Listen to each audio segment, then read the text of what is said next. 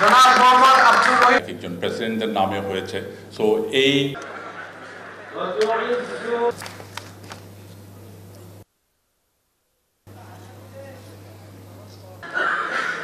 এমন একটি সময় দায়িত্ব গ্রহণ করতে যাচ্ছি যখন আমাদের প্রিয় শিল্পটি বিভিন্ন স্থানীয় এবং আন্তর্জাতিক চ্যালেঞ্জের মধ্যে পড়ে সংগীন পরিস্থিতির মধ্যে দিয়ে যাচ্ছে। সাম্প্রতিক সময়ে যুক্তরাষ্ট্রের আরোপ করা পাল্টা শুল্ক, ভারতের ট্রান্সশিপমেন্ট বাতিল, উচ্চ ব্যাংক সুদ এবং ইনফ্লেশন, দুর্বল অবকাঠামোগত অবস্থা, মজুরি বৃদ্ধি এবং জ্বালানির মূল্য বৃদ্ধির চাপে আমরা অনেকটা নিষ্পেষিত অবস্থায় আছি।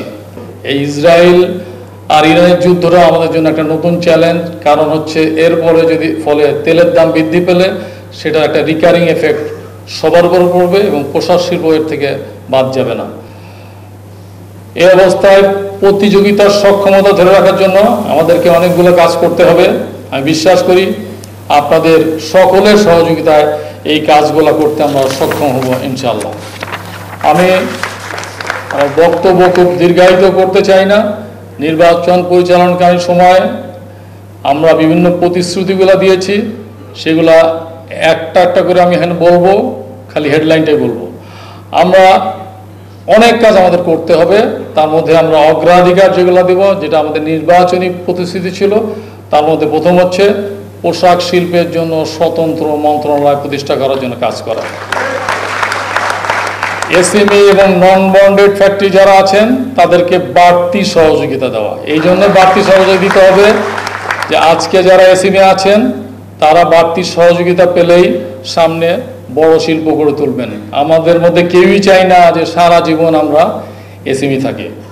কাস্টমস ভ্যাট নিয়ে আমরা সবসময় কথা বলছি, এই অডিট প্রক্রিয়া সহজীকরণ করার জন্য আমরা কাজ করব। এর বাইরে আন্তর্জাতিক যে চ্যালেঞ্জ আছে, এলডিসি গ্র্যাজুয়েশন, এলডিসি থেকে উত্তরণের ফলে শুল্ক ছাড় হারানো শিল্পের জন্য চ্যালেঞ্জ, এর প্রভাব ব্যাপক। এটা নিয়ে আমরা অংশীজনদের সাথে আলোচনা করে সঠিক সময়ে যেন এলডিসি গ্র্যাজুয়েশন হয় সেটা নিয়ে আমরা কাজ করব।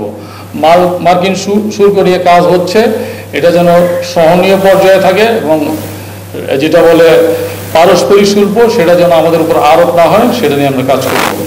এক্সিট পলিসি নিয়ে কাজ করা অন্যতম প্রধান চ্যালেঞ্জ, সেটা আমরা কাজ করতে চাই। বাংলাদেশ ব্যাংকের যে সার্কুলার আছে এটাকে এক্সিট পলিসি বলা হয় না, এটা একটা স্রেফ সার্কুলার, কিভাবে রিশিডিউল করে আপনি বেরিয়ে যাবেন। আমরা প্রকৃত এক্সিট পলিসি চাই। এর বাইরেও আমরা অনেকগুলো প্রতিশ্রুতি দিয়েছি।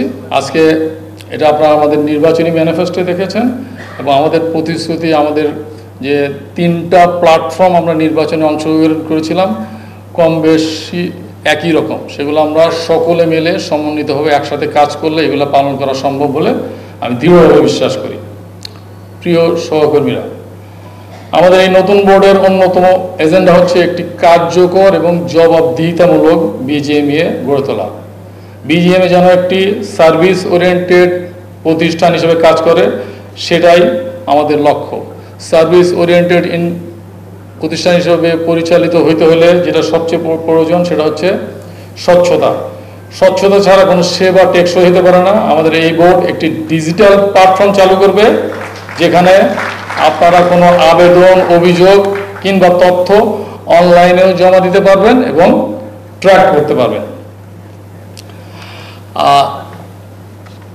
ইংরেজিতে একটা কথা আছে, charity begins from home. Bangla তর্জমা করলে মনে হয় যে ভালো কাজটা নিজের ঘর থেকে শুরু করা উচিত।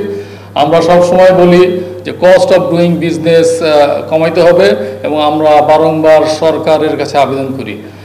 আমাদের এই বোর্ড প্রথমে ঘরের থেকে যে কাজটা শুরু করবে সেটা হচ্ছে এই বিজিএমইএ সদস্যদের যাবতীয় সার্ভিস চার্জ 1 জুলাই থেকে 25% কমানো হবে।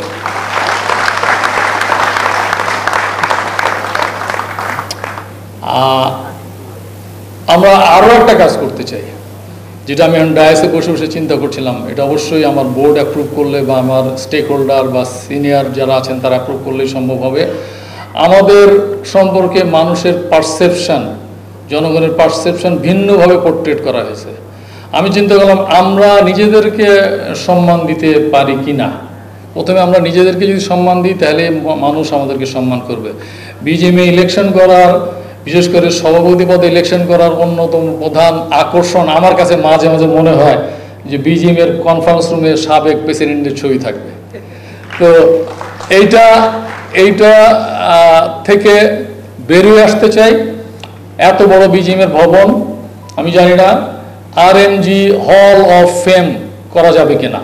যারা বিজিএমের সভাপতি হন নাই কিন্তু এই পোশাক শিল্পে যুগের পর যুগ অবদান রাখছেন এবং এই দেশের অর্থনীতিতে ভূমিকা রাখছেন, যারা 30 বছর 35 বছর ধরে এই ব্যবসাটা পরিচালনা করছেন, আমরা একটা গাইডলাইন তৈরি করব তাদের ছবি সহ, তাদের জীবনী এবং কিভাবে তারা শুরু করেছেন এবং ব্যবসায় আছেন সেটার ছবি সহ থাকবে অন্তত 20 জন 25 জন 30 জনের।